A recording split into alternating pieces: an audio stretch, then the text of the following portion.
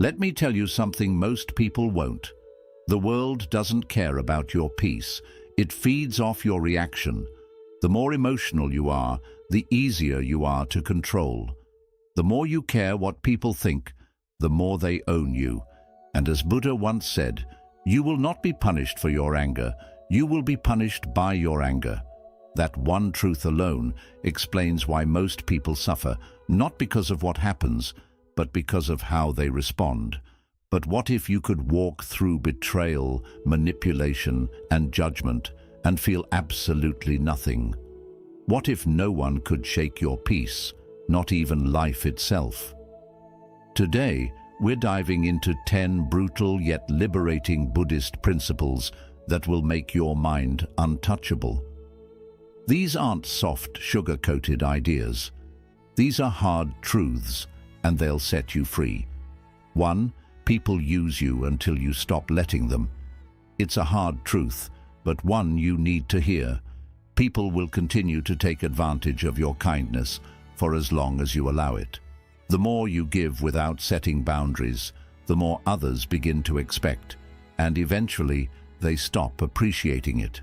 Kindness is a beautiful quality, but without wisdom and limits, it can quickly turn into self-destruction. Buddhism teaches compassion, yes, but not at the cost of your self-respect. True compassion includes knowing when to say no, when to walk away, and when to protect your own peace. You're not being cruel by creating distance from those who constantly take from you.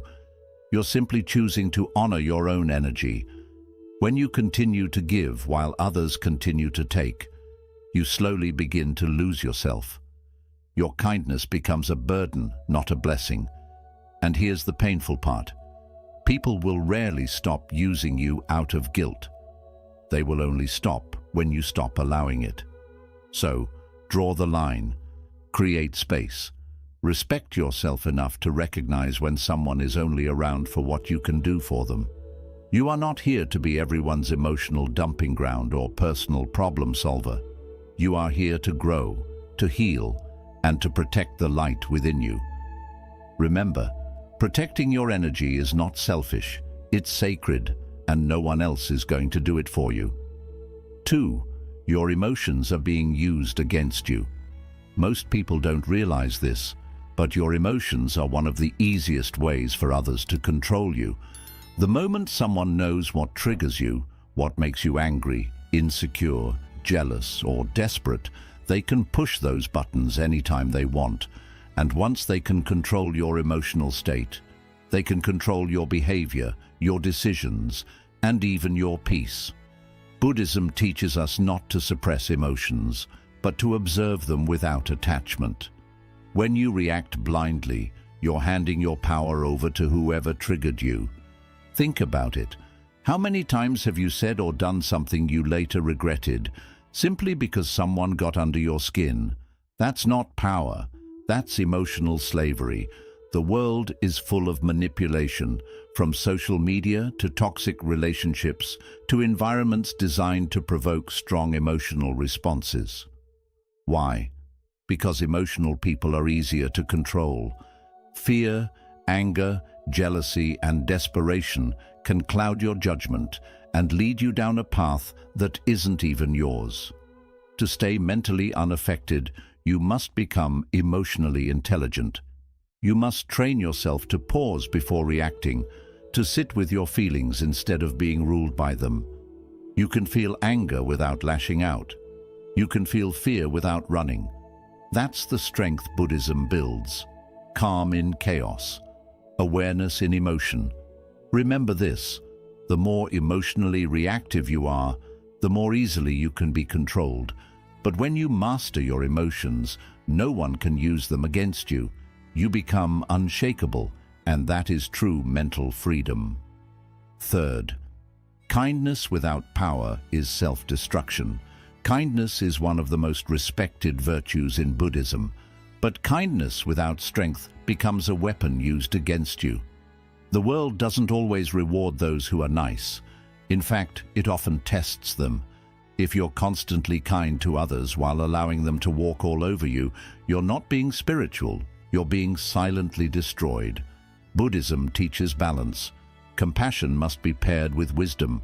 Too often, people confuse being kind with being passive, and that's where the suffering begins. You say yes when you want to say no. You keep giving chances to people who don't deserve them, and you smile to keep the peace while dying inside. That's not enlightenment. That's emotional self-betrayal. Here's the truth. Not everyone deserves your kindness. Some people see your gentle nature as an opportunity to manipulate you, to take advantage of you, to use your silence as permission. And unless you learn to balance kindness with boundaries, your good heart becomes a target for those who seek to drain it. Being truly kind doesn't mean you allow people to disrespect you. It means you help where you can, but you also walk away when needed. It means you speak with softness, but not at the cost of your self-respect. True power is when your heart is kind, but your spine is unbreakable. So remember, kindness should not come from weakness, fear, or guilt. It should come from confidence, strength, and clarity. When you are kind from a place of power, no one can misuse it, and your peace remains intact. 4. Most people secretly want you to fail. This is a truth many people feel but are too afraid to admit. Not everyone is happy when you succeed. In fact, some of the people closest to you may secretly wish for your downfall. They smile in front of you. But behind the mask, there's quiet envy, comparison, and even resentment. Buddhism teaches non-attachment not just to material things, but to people and their opinions. Why? Because human nature, when unchecked, often leans toward jealousy. The moment you begin to rise, emotionally, spiritually, or materially, it shines a light on other people's insecurities. Your growth becomes a silent reminder of where they've remained stuck. And instead of being inspired, many would rather see you pulled back down. This is why the Buddha often spoke about the dangers of surrounding yourself with the wrong people, people whose intentions are not as pure as their words. You don't need loud enemies to fall. Sometimes all it takes is silent ones, disguised as friends, family, or even well-wishers, to plant doubt, to withhold support, to quietly hope you stumble. The lesson: protect your energy by being selective with who you share your dreams, plans, and progress with. Not everything needs to be announced. Let your growth be private, your peace be sacred, and your progress speak for itself. Understand this: your success will test people's character more than your failure ever will. And that's okay. You're not here to be liked by everyone. You're here to rise, with or without applause. So walk your path with awareness, not bitterness. And remember, a peaceful mind needs no crowd. It needs clarity, solitude, and a circle that doesn't get smaller when you shine. 5. Not everyone deserves access to you. Your time, your energy, your presence, these are sacred. But the painful truth is that many people treat them like they're disposable. Not because they're evil, but because you've made yourself too available. The more accessible you are to everyone, the more invisible your value becomes. Buddhism teaches mindfulness, not just of your thoughts, but of your space. Who you allow into your life affects your inner peace. Every person carries energy. Some uplift you, others drain you. Some bring calm, others bring chaos. If you're not careful, you'll find yourself mentally exhausted, not because of life, but because of the people you've allowed too close. You are not required to be everything for everyone. You don't owe anyone unlimited access to your emotional energy, your kindness, or your attention. Setting boundaries isn't being rude, it's being wise. Just like a temple is not open 24/7 to every passerby, your mind and soul deserve the same protection. And here's something many struggle to accept. Sometimes you have to distance yourself from people you care about because they no longer align with your peace. You can love someone and still recognize they are not healthy for your mind. Buddhism teaches non-attachment, even to people. It's not about cutting everyone off. It's about choosing who aligns with your growth. So protect your circle. Let your presence be earned, not exploited. You are not an open door, you are a sacred space. And not everyone deserves the key. 6. Comfort is a trap disguised as safety. Most people think comfort equals peace. But in truth, comfort is often the quiet killer of your potential. It feels good, it feels safe, it feels familiar. But that's exactly why it's dangerous. Because what feels easy in the moment often leads to regret later. Buddhism teaches us that everything is impermanent, always changing, always shifting. But when you cling to comfort, you resist that natural flow. You begin to fear change, avoid challenge, and settle for less than you're capable of. Slowly, your dreams shrink, your courage fades, and your spirit dulls. And the worst part, you won't even notice it happening until it's too late. Growth doesn't come from doing what's easy, it comes from discomfort, from showing up even when you're scared, from facing situations that stretch your limits. And that's what the Buddhist path is all about. Stepping beyond the illusions of ease and stepping into awareness. Just like still water becomes stagnant, so does the human soul, when it avoids the unknown. The comfort zone is not your friend. It's your silent prison. It convinces you that safety is more important than purpose, that stability is more valuable than self-discovery. So the next time something feels too comfortable, ask yourself, is this peace? Or is this paralysis? You were not meant to play small, you were meant to evolve. True inner peace doesn't come from avoiding difficulty, it comes from growing through it, not a knife. Rejection hurts. 7. Rejection is a mirror, not a knife. There's no denying that. Whether it's from someone you love, a job you wanted, or a dream that didn't unfold, it can feel like a personal attack, like a knife cutting into your worth. But here's what Buddhism teaches us. Rejection is not here to break you. It's here to reveal you. Every rejection is a mirror. It reflects something back at you. Your attachments, your expectations, your hidden insecurities. The pain you feel isn't just about the rejection itself. It's about what you attached your identity to. You believe that without this person or this opportunity, you were less. And that's where suffering begins. Not from the event, but from how deeply you tied your self-worth to it. Buddhism teaches non-attachment, and this applies especially to outcomes and validation. When you're attached to a specific result, rejection feels like failure. But when you detach and see rejection as guidance, not punishment, everything changes. You begin to realize that what didn't work out may have saved you, that closed doors protect you just as much as open ones do. Rejection also teaches you who you are without external approval. It strips away the illusion and forces you to confront your raw, unfiltered self. It asks, can you still value yourself even when the world doesn't? Can you still walk forward even when others walk away? This is where your power begins, not in being accepted, but in accepting yourself when no one else does. So the next time you're rejected, don't let it stab your self-worth. Let it reflect your strength. Let it reveal where your healing still lives. Let it remind you, you are not here to fit into every place. You are here to grow into the right one. 8. Validation is the fastest way to lose yourself. At some point in your life, you started seeking approval. Maybe as a child, trying to win a parent's attention. Maybe at school, trying to fit in. Maybe now, scrolling endlessly, hoping someone will like, comment, or applaud your existence.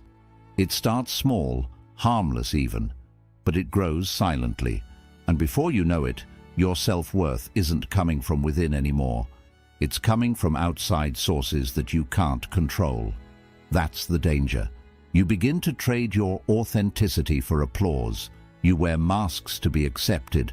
You adjust your personality to be liked. You hold your tongue to avoid judgment. You post what people want to see. You say what others want to hear. And in that quiet exchange, piece by piece, you disappear. Buddhism teaches us that freedom begins when we stop clinging, and one of the deepest attachments is the attachment to being liked, to being approved of, to being told you're good enough. But here's the truth. If you constantly seek validation, you're living a version of your life that isn't even yours.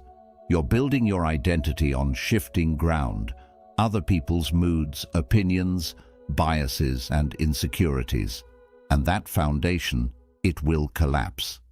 Because no matter how hard you try, you will never be enough for people who don't even know who they are. Ask yourself, what parts of me have I silenced just to be accepted? What dreams have I buried to stay normal? What truths have I hidden because I feared being alone? That's how you lose yourself, not all at once, but in small daily compromises. Validation is a trap because it feels good temporarily. It gives you a dopamine hit. It reassures your ego, but it also makes you a prisoner of people's approval.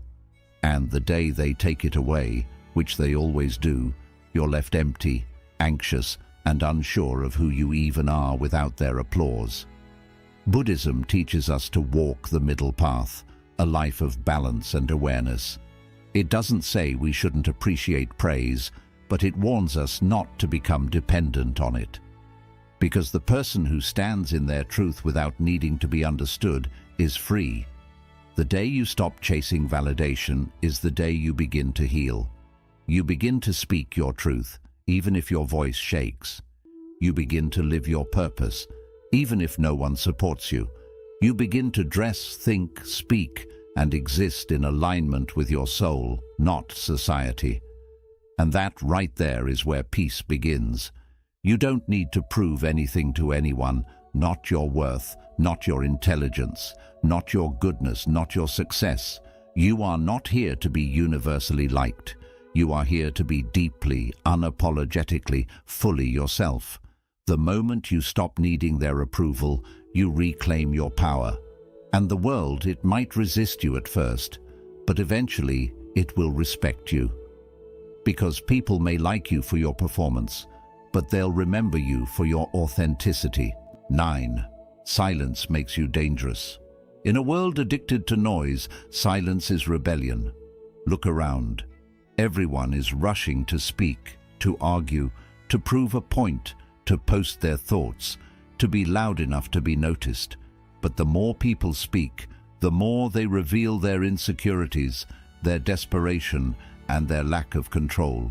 Buddhism teaches something radically different. The most powerful voice is often no voice at all, because silence isn't the absence of sound. It's the presence of power. When you are silent, you are not withdrawing. You are commanding. You are telling the world, I don't need to convince you. I know who I am. That calmness in the face of chaos, that stillness in the middle of conflict, it terrifies people. Because silence removes the game, it removes the reaction, it removes the control others try to have over you. You become unreadable, and unreadable people cannot be manipulated. Let this truth settle deep. The louder someone is, the more they reveal. They expose their fears, their insecurities, their emotional wounds.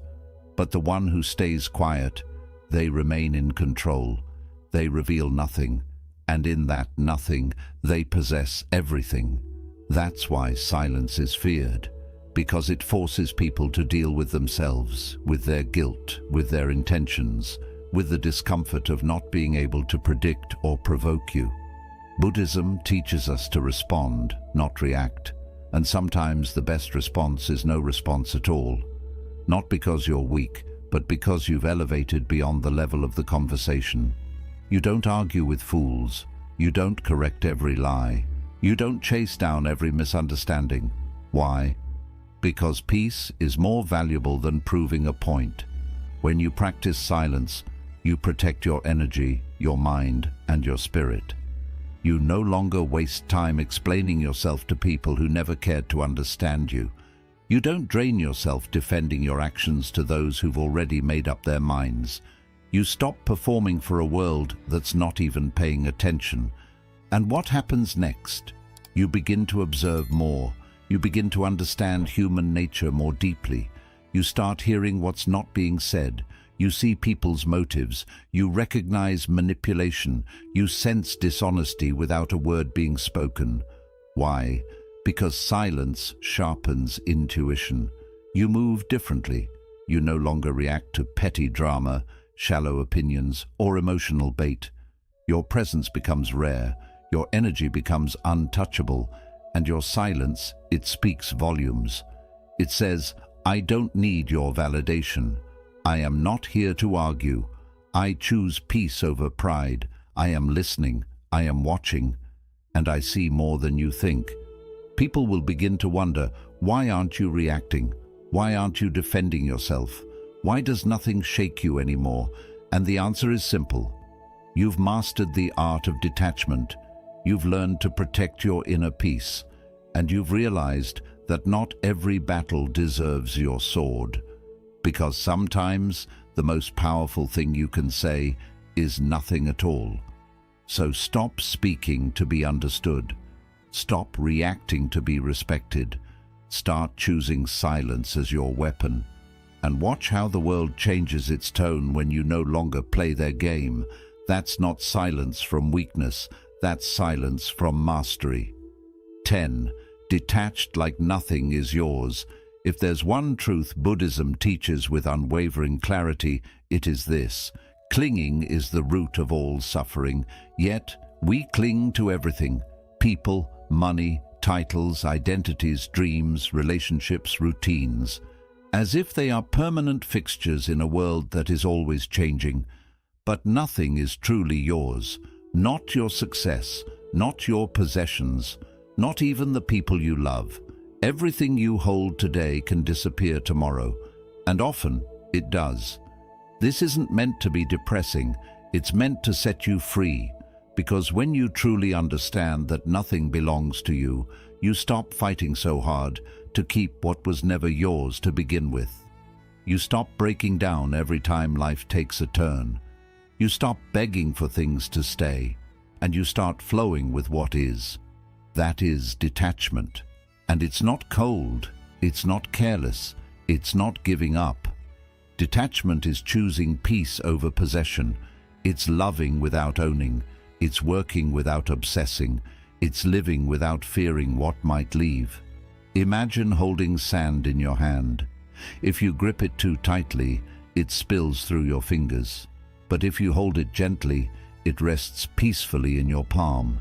That's how life works. The more tightly you try to control things, people, outcomes, situations, the more they slip away. We suffer because we convince ourselves that things are supposed to stay.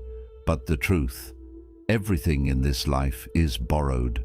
Every smile, every sunset, every friend, every moment of joy, all of it is on loan. The only question is, will you enjoy it while it lasts, or will you suffer when it's gone? The Buddha taught that attachment is not love.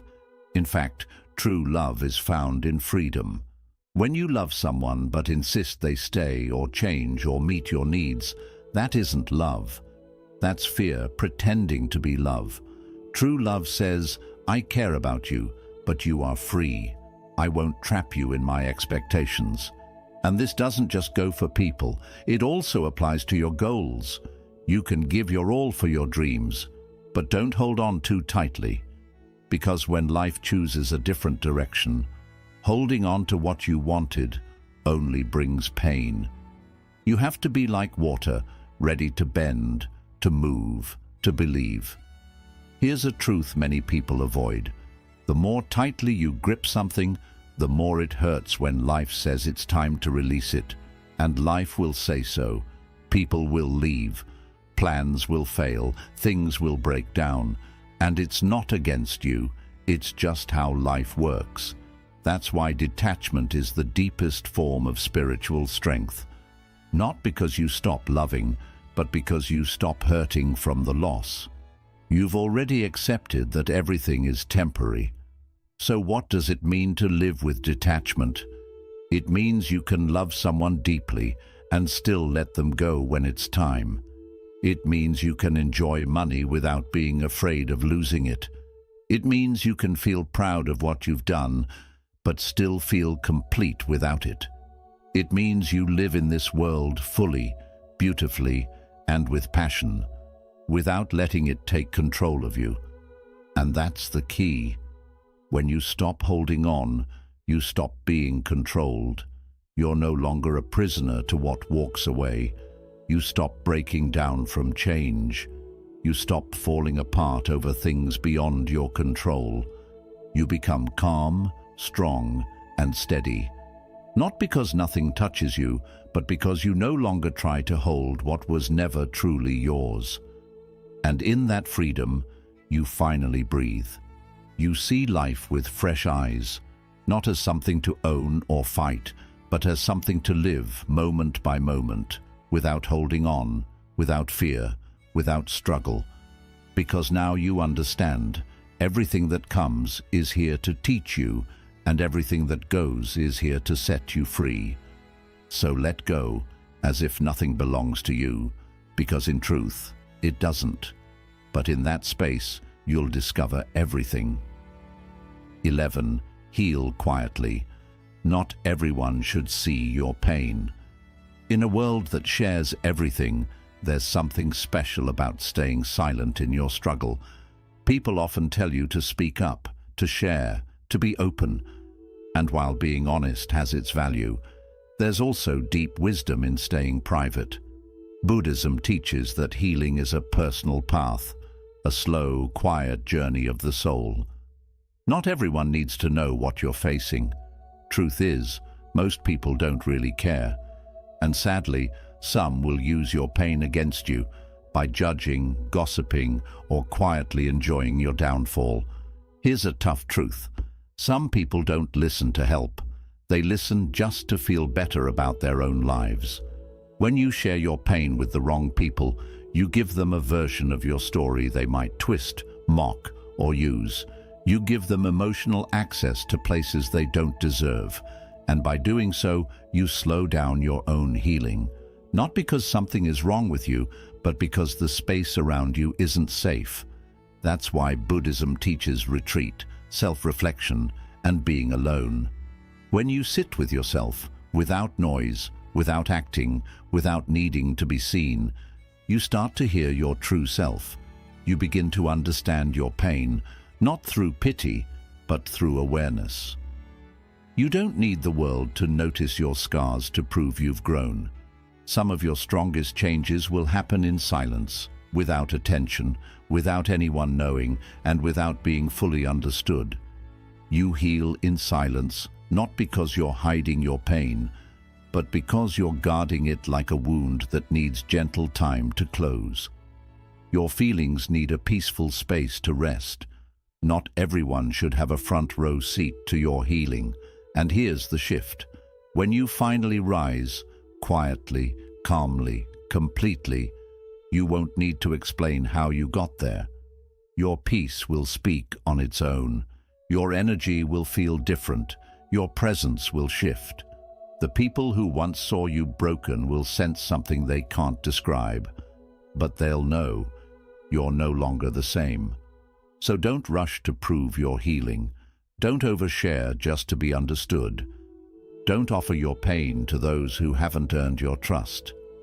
Sit with yourself, heal quietly, rebuild in private, because your growth is sacred, and not everyone should witness your comeback.